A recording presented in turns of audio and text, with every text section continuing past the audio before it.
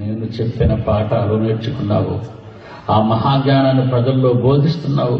అందుకే నీకు గుర్తింపు వచ్చిందే తప్ప నా బొమ్మ వెయ్యకుండా నీ వర్క్ను ప్రారంభించావేమో అని గుడ్డు మీద చేసుకొని చెప్పు.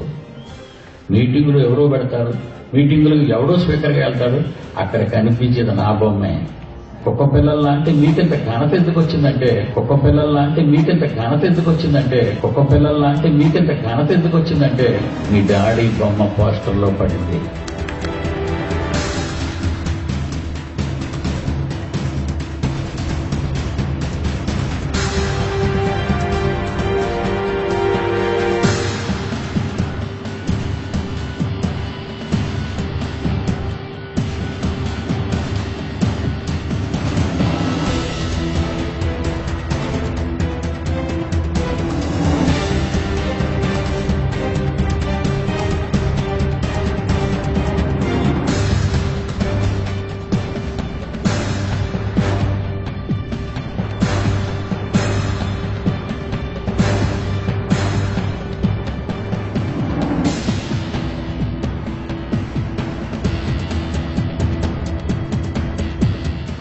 మీ డాడీ ఎవరనుకుంటున్నారు?